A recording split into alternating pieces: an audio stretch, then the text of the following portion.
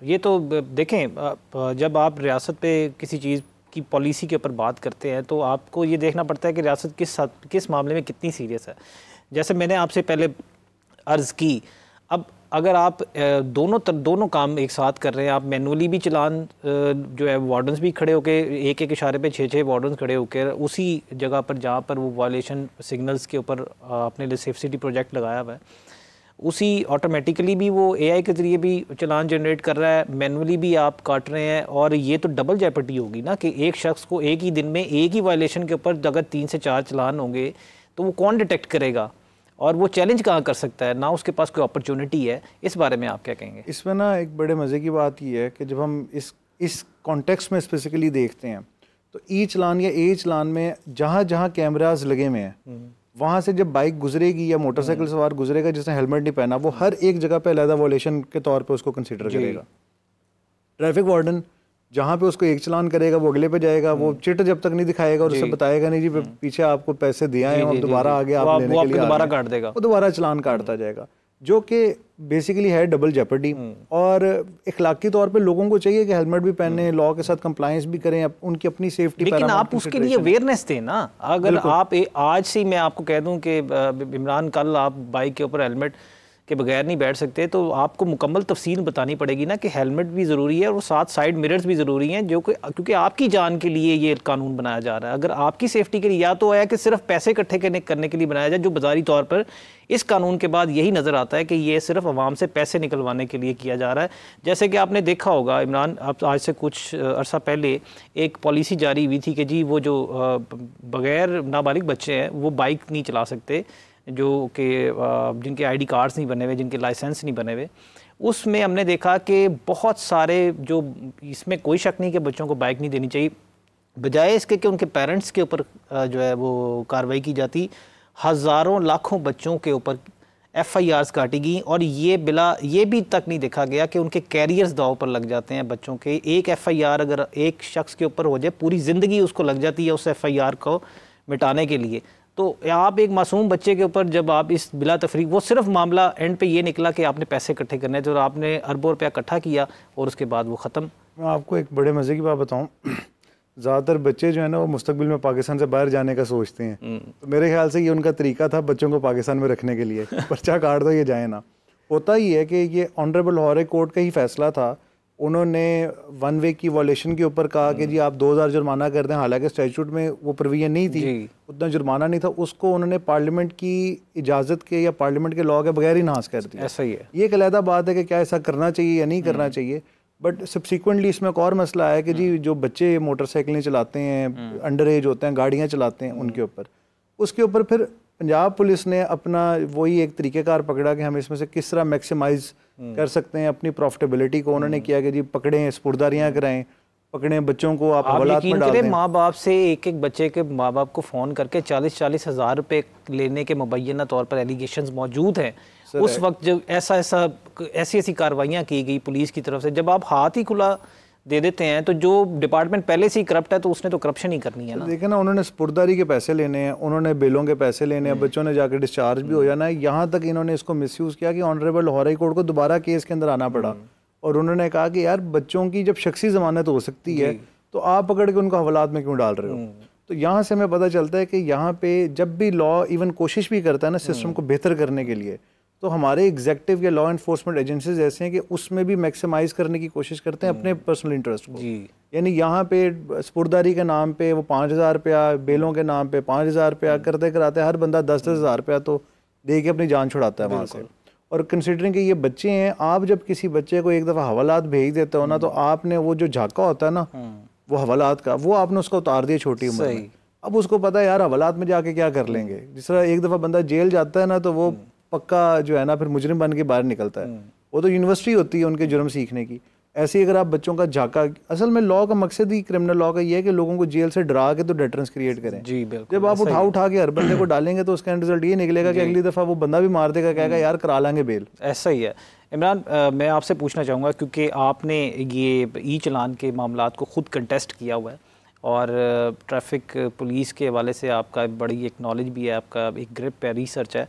मुझे ये बताइएगा कि अगर कोई शख्स अपने इस मामले को, जो उसको चलान आ रहे हैं, जैसे अब लोगों को पता चल रहा है जी कि 50-50 चलान उनके पेंडिंग है पीछे से, और वो जब वो गाड़ी सेल या करेंगे या कभी कहीं भी उनको रोक कर वो पैसे क्लियर करवाए जा सकते हैं, जो भी मामलात हैं, इस हवाले से अगर कोई चैलेंज करना चाहता है तो उसके पास क्या रेमेडी है? देखें, सबसे पहली तो रेमेडी मैं आपको एडमिनिस्ट्रेटिव रेमेडी बताता हूँ। वो ये है कि जो आपको चलान मिलता है या टिकट मिलती है ना, उसके अंदर एक ईमेल एड्रेस लिखा हुआ है etclahore.pk।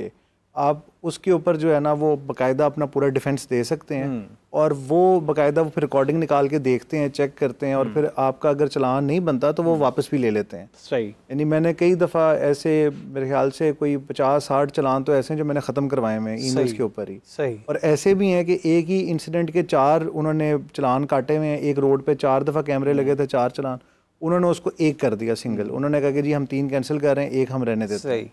तो इस तरीके से भी होता है। कई दफ़ा एक और चीज़ है, लोग 60 kph की जो स्पीड है ना, इसके ऊपर और नीचे थोड़ा सा जो लोगों के स्पीडोमीटर होते हैं, तो अमूमन जो है वो उस पर जब चलान होता है तो 10% का ना उसमें एग्रीगेट एक होता है। यानी अगर आप आम शहर के अंदर हैं तो 66 kph की स्पीड अगर आपकी है जी, उनके रिकॉर्ड के मुताबिक, तो वो आपको तब भी ओवर स्पीडिंग नहीं कंसिडर करेंगे। आपको याद होगा कि लास्ट टाइम भी जब ये ई चलान आना शुरू हुए तो बहुत सारी शिकायत ऐसी आई थी कि देखें, केनाल रोड पर स्पीड लिमिट और थी, जो सिग्नल्स वाले रोड्स हैं उनके पर, मॉल रोड पर और थी, तो लोगों को ये पता ही नहीं था, अवेयरनेस ही नहीं थी कि जी हमें, बहुत सारे लोग ये शिकायत करते थे कि जी हमें पता ही नहीं है कि हमने किस स्पीड पर गाड़ी चलानी है, या तो आपने कहीं हमें वाजे किया हो, कोई तो अवेयरनेस कैंपेन हो जिससे हमें पता चले कि जी इस एरिया में इतनी स्पीड पर चलानी है आपने गाड़ी, आप ऑटोमेटिकली चलान जनरेट करी जा रहे हैं, तो हमें कैसे पता चलेगा? तो हमें तो तभी पता चलता है जब उसके ऊपर आता है कि मैसेज आता है जी कि आपका चलान है। बिल्कुल ऐसे ही है। इवन इनकी जो स्पीड लिमिट है ना, वो एरिया टू एरिया वेरी करती है। आपके मेन बुलेवार्ड पे, शहर के अंदर, जे रोड पे, ये सारा 60 kph पे है। आपकी नहर 70 kph पे, आपकी रिंग रोड 90 kph पे, आपकी मोटरवे 120 kph पे है। अब इनको जब कहा गया था ना कि जी आप कम से कम स्पेसिफाई करें और फिर इसका कोई नोटिफिकेशन निकालें कुछ, तो इन्होंने उसका नोटिफिकेशन तो नहीं निकाला। इन्होंने बेसिकली हवाला दिया कि जी मोटर व्हीकल ऑर्डिनेंस के तहत जो हमारा ट्रांसपोर्ट डिपार्टमेंट है उसने स्पीड लिमिट सेट करनी है, उन्होंने चलान आप काट रहे हैं, और जो काम उन्होंने करना था वो आपने उनको पूरा करने नहीं दिया। और एंड पे एलडीए को कहा कि जी आप उन रोड्स के इर्द गिर्द ना एक वो बोर्ड लगा दें कि इधर मैक्सिमम स्पीड एलटीवी की कितनी है और एचटीवी की कितनी है। अभी इमरान आपने बताया कि आप उनकी वेबसाइट पर जाकर जिससे आपको मैसेज आता है उसी पर जो एक नीचे लिंक दिया होता है वो खोलकर आप अपना चैलेंज कर सकते हैं। तो उसका एक आसान तरीका मैं चाहूँगा कि आप हमारे सुनने वालों के लिए बताएं कि किस तरह से वो चैलेंज करें और वो इसको कैसे आगे जो है वो कर सकते हैं। बिल्कुल, इसमें मैं बारी बारी आता हूँ जो 2 से 3 मोड्स इनके पास हैं। सबसे पहला तो ये कि आप जो आपको ईमेल एड्रेस मिला हुआ है ना, आप उस पर ईमेल करें और अपना पूरा वर्जन वहाँ पे बयान करें। मिसाल के तौर पे नंबर प्लेट अगर किसी ने आपकी गाड़ी की बना के लगाई है तो सेफ सिटी को वो पहले इंटीमेट किया जाएगा। सेफ सिटी फिर वो गाड़ी पकड़ेगी कि आपकी इजाज़त के बगैर किसी ने कैसे अनलॉफुली या इलीगली आपकी नंबर प्लेट यूज़ की है। कई लोगों का होता है कि वो खुद होती ही नहीं है उसके ऊपर, वो उनकी व्हीकल ही नहीं होती। कई लोगों का ऐसे होता है कि उनकी व्हीकल होती है बट वो जो एलिगेशन लगा होता है वो बिल्कुल झूठा होता है। मिसाल के तौर पर आप चला बिल्कुल गाड़ी रोड के दरमियान रहे हो और आपकी गाड़ी के बिल्कुल पीछे अचानक एक गाड़ी आती है और आप सिर्फ एक्सीडेंट से बचने के लिए अपनी गाड़ी साइड पे करते हो, तो वो इस ग्राउंड के ऊपर के जी आपने मिसाल के तौर पे लाइन क्रॉस किया विदाउट गिविंग इंडिकेटर, तो वो आपको एक जुर्माना कर देते हैं। आप उनको चैलेंज कर सकते हो कि जी आप रिकॉर्डिंग निकाल के देखें, मैंने अपने आप को सेव करने के लिए गाड़ी उधर की, वरना मेरी गाड़ी का एक्सीडेंट होता, उस गाड़ी का आपने चलान किया कि नहीं किया। तो ये आपके डिफेंसेस हो सकते हैं। फिर दूसरा आपका ये कि आप उस ई चलान को कंटेस्ट कर सकते हो मैजिस्ट्रेट के सामने भी एग्जैक्टली उसी तरीके से जिस तरह पहले आप ट्रैफिक वार्डन के चलान करते थे कंटेस्ट। अलबत्ता वहाँ पे ज़ाहिर वेरी करता है, मैजिस्ट्रेट उसको बुलाता है और फिर उसके हिसाब से वो देखता है कि आया कि उसने इसको चलाना आगे के नहीं। और तीसरी ऑप्शन होती है कि आप ज़ाहिर है इनमें करप्शन भी बहुत ज़्यादा होती है इन मामलात में, मगर सेफ सिटी वाले नहीं जो आम ट्रैफिक वार्डन्स कह रहे होते हैं, तो उसमें आप उनके खिलाफ जो है ना वो इस्तगासा भी कर सकते हैं, वो अलहदा आपका एक राइट है। तो जनरली तो ये 2-3 ऑप्शन है। और सबसे अच्छी ऑप्शन जो मुझे लगती है वो यही है कि आप ईमेल के थ्रू जाएं, आप अपना एविडेंस हाथ लगाएं और उनको भी फिर बाउंड होते हैं वो कि वो सारी रिकॉर्डिंग निकाल के चेक करें। सही। और इसमें जो एक और बहुत इंपॉर्टेंट चीज़ है वो तो ये कि आपको अपॉर्चुनिटी ऑफ हियरिंग किसी तरीके से मिल जाए। सही। और ये उन्होंने दी भी इसीलिए क्योंकि उन्हें पता है कि अगर ये नहीं ना देंगे तो अगले दिन ये सारे हाईकोर्ट जाके बैठे होंगे, क्योंकि लोग फिर जुडिशियल रिव्यू में जाएंगे। सही। कि जी मुझे एक चलान आया, मैं कंटेस्ट करना चाहता हूँ, मेरे पास कोई और एडिक्वेट एफिकेशियस रेमेडी नहीं है। सही।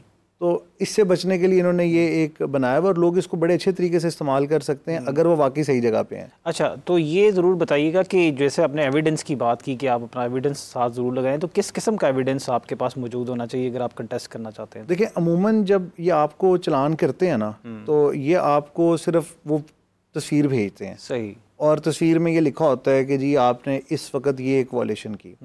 आप उनसे डिमांड कर सकते हैं कि आप रिकॉर्डिंग खोलें और चेक करें मेरी गाड़ी की स्पीड इतनी नहीं थी। सही। आप स्पीड को चैलेंज कर सकते हैं। आप उसके अलावा उसके अंदर होने वाला जो भी वाक़या आप उसको कह सकते हैं, आप रिकॉर्डिंग चेक करें। अगर आप इमरजेंसी सिचुएशन में थे तो उस वक्त आपका वो चलान नहीं कर सकते। सही। यानी अगर आप एक बंदे को हॉस्पिटल पहुंचा रहे हैं तो उस वक्त चलान किया नहीं जाना चाहिए, क्योंकि राइट टू लाइफ ज़्यादा इंपॉर्टेंट है बजाय इसके कि 500 रुपया जुर्माना किया जाए। इसके अलावा जो एक और बहुत ही इंपॉर्टेंट चीज़ इसमें आ जाती है वो ये है कि जब आप अव्वल तो मैं उम्मीद करता हूँ कि जो लोग इसको यूज़ करेंगे वो होंगे जिन्होंने एक्चुअली जुर्म ना किया हो।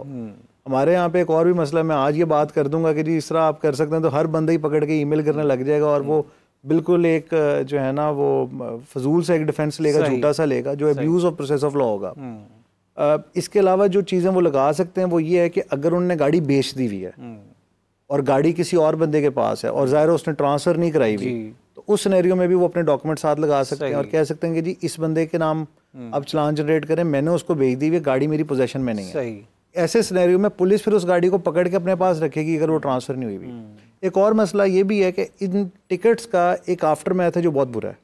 वो ये है कि जब आपकी 20 टिकट्स हो जाती हैं तो ये पुलिस वालों को एक बहाना मिल जाता है गाड़ी को पकड़ के तो अपने हवालात में रखने का कि जी हम इसकी स्पुर्दारी करा लें, हमारी कस्टडी में गाड़ी है। इवन एक्साइज वाले भी ये स्टार्ट कर देते हैं, ट्रैफिक पुलिस भी स्टार्ट कर देती है और इवन गाड़ी को जो है ना वो टायर के साथ वो बाकायदा लगा देते हैं कि जी गाड़ी कहीं जाए ना। ये सारी चीज़ें अपेरेंटली इलीगल हैं।